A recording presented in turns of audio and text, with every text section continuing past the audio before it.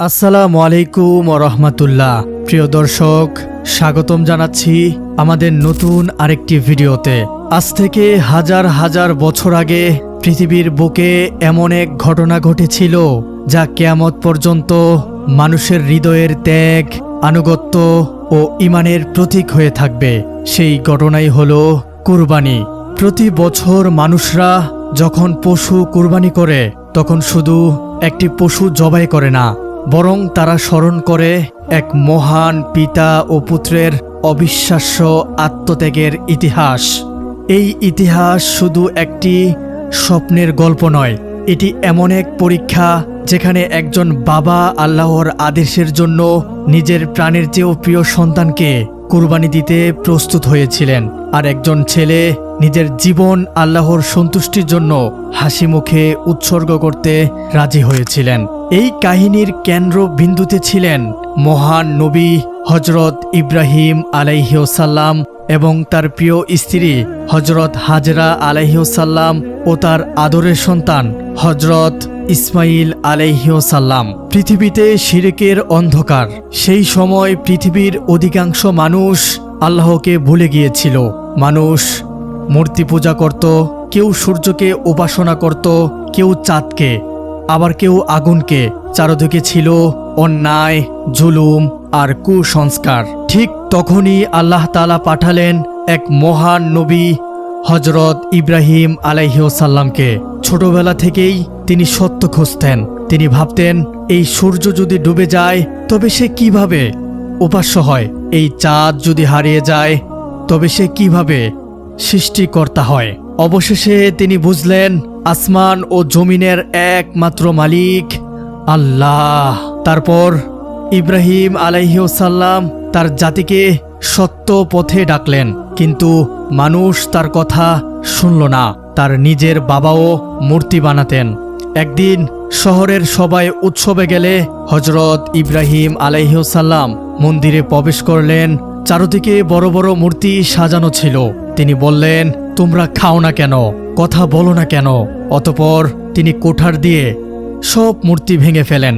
শুধু বড় মূর্তিটির গলায় কুঠার ঝুলিয়ে রাখলেন। মানুষ ফিরে এসে ক্ষুব্ধ হয়ে উঠল, কে আমাদের দেবতার এই অবস্থা করেছে?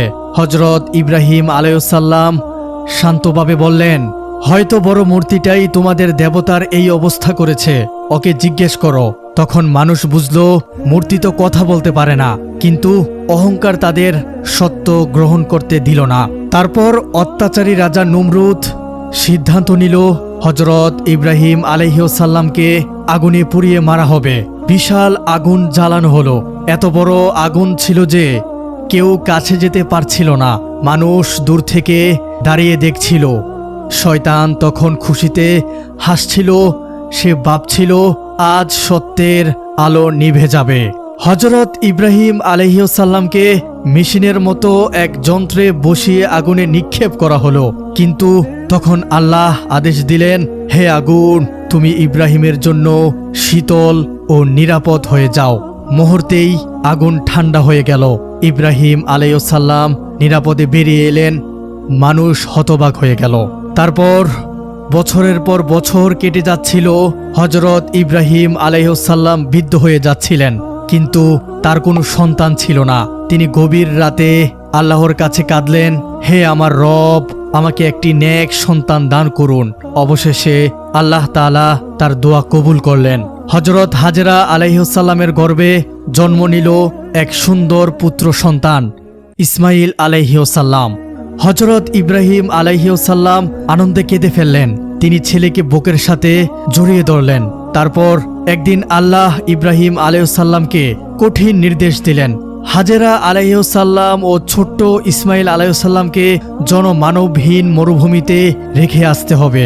সেখানে না ছিল পানি, না ছিল খাবার। হযরত ইব্রাহিম আলাইহিসসালাম আল্লাহর আদেশ মানলেন। তিনি স্ত্রী ও সন্তানকে মক্কার নির্জন প্রান্তরে রেখে চলে যেতে লাগলেন। হাজরা আলাইহিসসালাম দৌড়ে এসে বললেন, আপনি আমাদের এখানে রেখে কোথায় যাচ্ছেন? ইব্রাহিম আলাইহিসসালাম কোনো উত্তর দিল না। শেষে হাজরা আলাইহিসসালাম জিজ্ঞেস করলেন, এটা কি আল্লাহর আদেশ? তিনি মাথা নেড়ে বললেন, হ্যাঁ। তখন হাজরা আলাইহিসসালাম বললেন, তাহলে আল্লাহ আমাদের ধ্বংস করবেন না। কিছু সময়ের পর পানি শেষ হয়ে গেল। ছোট্ট ইসমাইল আলাইহিসসালাম পানি পিপাসায় কাঁদতে লাগলেন। হাজেরা আলাইহিসসালাম পানির খোঁজে সাফা ও মারোয়া পাহাড়ের মাঝে দৌড়াতে লাগলেন। একবার নয়, 7 বার তিনি অসহায়ের মতো বলছিলেন, হে আল্লাহ, আমার শিশুকে বাঁচান। ঠিক তখনই এক অলৌকিক ঘটনা ঘটল। হযরত জিবরাইল আলাইহিসসালাম এসে মাটিতে আঘাত করলেন। মাটি ফেটে পানি বের হতে লাগলো। হাজেরা আলাইহিসসালাম চিৎকার করে বললেন, জমজম, থামো থামো। সেই পানি আজও প্রবাহিত হচ্ছে, যাকে আমরা জমজম কূপ নামে চিনি। তারপর ইসমাইল আলাইহিসসালাম ধীরে ধীরে বড় হতে লাগলেন। তিনি ছিলেন ভদ্র, বিনয়ী ও আল্লাহভীরু। হযরত ইব্রাহিম আলাইহিসসালাম ছেলেকে খুব ভালোবাসতেন। তিনি ছিলেন বৃদ্ধ বয়সে পাওয়া সন্তান, ছিল তার হৃদয়ের টুকরা। দুজন একসাথে কাজ করতেন, ইবাদত করতেন, কিন্তু আল্লাহ চাইলেন তাদের ঈমানের সর্বোচ্চ পরীক্ষা নিতে। তারপর এক রাতে ইব্রাহিম আলাইহিসসালাম স্বপ্নে দেখলেন তিনি নিজের প্রিয় সন্তান ইসমাইল আলাইহিসসালামকে কুরবানি করছেন। নবীদের স্বপ্ন ছিল ওহী, তাই তিনি বুঝলেন এটা আল্লাহর আদেশ। কিন্তু তিনি একজন বাবা, কিভাবে নিজের সন্তানকে জবাই করবেন? সারা রাত তিনি কাঁদলেন। পরদিন আবার একই স্বপ্ন দেখলেন। তৃতীয় রাতেও একই দৃশ্য। তিনি নিশ্চিন্ত হলেন এটাই আল্লাহর হুকুম। তারপর হযরত ইব্রাহিম আলাইহিসসালাম যখন হযরত ইসমাইল আলাইহিসসালামকে নিয়ে কুরবানির উদ্দেশ্যে যাচ্ছিলেন, তখন শয়তান এসে বাধা দিল। প্রথমে সে ইব্রাহিম আলাইহিসসালামের কাছে এসে বলল, তুমি কি পাগল হয়ে গেছো? নিজের সন্তানকে হত্যা করবে? হযরত ইব্রাহিম আলাইহিসসালাম বুঝলেন এটা শয়তানের ধোঁকা। তিনি পাথর নিক্ষেপ করলেন। এরপর শয়তান হাজেরা আলাইহিসসালামের কাছে গেল। তোমার স্বামী তোমার ছেলেকে হত্যা করতে নিয়ে যাচ্ছে। হাজেরা আলাইহিসসালাম দৃঢ়ভাবে বললেন, যদি এটা আল্লাহর আদেশ হয় তবে আমরা রাজি। অতঃপর শয়তান ইসমাইল আলাইহিসসালামের কাছে এলো। সে বলল, তোমার বাবা তোমাকে জবাই করবে। ইসমাইল আলাইহিসসালাম শান্তভাবে বললেন, এটা যদি আমার রবের আদেশ হয় তবে আমি ধৈর্য ধারণ করব। শয়তান ব্যর্থ হলো। এই ঘটনার স্মৃতিতেই আজ হজে শয়তানকে পাথর নিক্ষেপ করা হয়। তারপর হযরত ইসমাইল আলাইহিসসালাম ছেলেকে বললেন, হে আমার প্রিয় পুত্র, আমি স্বপ্নে দেখেছি তোমাকে কুরবানি করছি, তোমার মতামত কি? ইসমাইল আলাইহিসসালামের উত্তর ইতিহাসে অমর হয়ে আছে। তিনি বললেন, হে আমার পিতা, আপনাকে যা আদেশ করা হয়েছে আপনি তাই করুন। ইনশাআল্লাহ আপনি আমাকে ধৈর্যশীলদের অন্তর্ভুক্ত পাবেন। হযরত ইব্রাহিম আলাইহিসসালাম কেঁদে ফেললেন। নির্জন প্রান্তরে পৌঁছানো হলো। আকাশ নিস্তব্ধ, বাতাস ভারী। ইসমাইল আলাইহিসসালাম বললেন, আব্বা, আমার হাত পা শক্ত করে বেঁধে নিন, যেন আমি ছটফট না করি, আর ছুরি ভালোভাবে ধার করে নিন। আমার মা যেন আমার রক্তমাখা কাপড় না দেখে কষ্ট পান। এই কথা শুনে ইব্রাহিম আলাইহিসসালামের হৃদয় ভেঙে যাচ্ছিল। তিনি ছেলেকে শুইয়ে দিলেন, চোখের কাপড় বেঁধে নিলেন যাতে সন্তানের মুখ দেখে হাত কেঁপে না যায়। তারপর তিনি আল্লাহর নামে ছুরি চালালেন, কিন্তু ছুরি চলল না।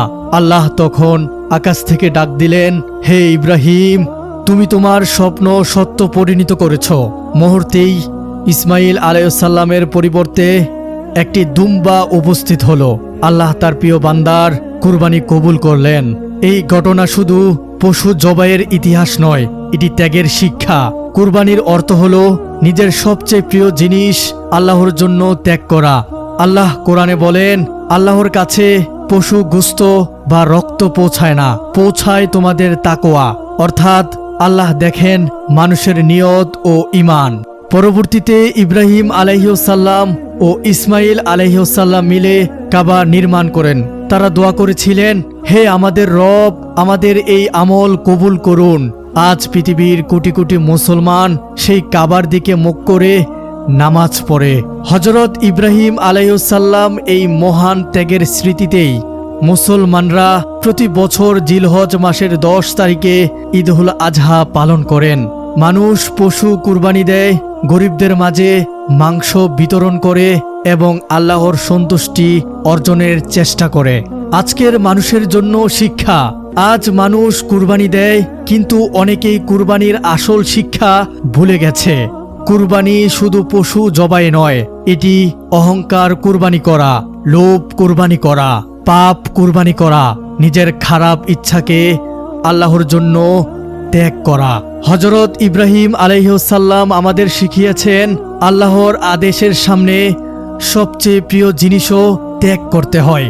আর হযরত ইসমাইল আলাইহিসসালাম শিখিয়েছেন সত্যিকারের ঈমানদার আল্লাহর জন্য সবকিছু বিসর্জন দিতে প্রস্তুত থাকে। হাজার হাজার বছর পেরিয়ে গেছে, তবুও মিনার প্রান্তরে আজও প্রতিধ্বনি হয় সেই ত্যাগের ইতিহাস। যখন কোনো মুসলমান বিসমিল্লাহ আল্লাহু আকবার বলে কুরবানি করে, তখন সে স্মরণ করে এক বৃদ্ধ পিতার কাপা হাত, এক নিষ্পাপ সন্তানের ধৈর্য আর আল্লাহর প্রতি অবিচল আনুগত্যের সেই অমর কাহিনী। এই কাহিনী কিয়ামত পর্যন্ত মানুষের হৃদয়ে বেঁচে থাকবে। আল্লাহ তাআলা আমাদের সবাইকে সঠিকভাবে কুরবানি করার তৌফিক দান করুন, আমিন। আসসালামু আলাইকুম ওয়া রাহমাতুল্লাহ। প্রিয় দর্শক, আজকে আমরা এমন একটি ইবাদত নিয়ে আলোচনা করব যেটি শুধু একটি সফর নয়, বরং একজন মানুষের জীবন বদলে দেওয়ার মতো এক আধ্যাত্মিক যাত্রা। আজকের বিষয় পবিত্র হজ। হজ এমন এক ইবাদত যেখানে পৃথিবীর কোটি কোটি মুসলমান এক জায়গায় একত্রিত হয়। কেউ ধনী, কেউ গরিব, কেউ রাজা, কেউ সাধারণ মানুষ, কিন্তু আল্লাহর ঘরের সামনে সবাই সমান। সাদা এহরামের কাপড় পরে মানুষ যখন বলে লাব্বাইক আল্লাহুম্মা লাব্বাইক, তখন মনে হয় যেন পুরো পৃথিবী আল্লাহর দরবারে মাথা নত করছে। আজকের আলোচনায় আমরা জানাবো হজ কি ও কেন গুরুত্বপূর্ণ, কাবা শরীফের ইতিহাস, হযরত ইব্রাহিম আলাইহিসসালাম ও ইসমাইল আলাইহিসসালামের বিস্ময়কর ঘটনা, হজ কার উপরে ফরজ, হজের প্রস্তুতি, ইহরাম, তাওয়াফ, সাই, আরাফাত, মিনা করণীয় ও বর্জনীয়, হজের শিক্ষা, এবং শেষে থাকবে আবেগময় দোয়া। ভিডিওটি শেষ পর্যন্ত দেখুন, কারণ এই আলোচনায় শুধু তথ্য নয়, এটি ঈমান জাগানোর একটি মাধ্যম। হজ কি ও কেন গুরুত্বপূর্ণ? প্রিয় দর্শক, হজ শব্দের অর্থ হল মহান উদ্দেশ্যে যাত্রা করা। ইসলামের 5টি স্তম্ভের একটি হল হজ।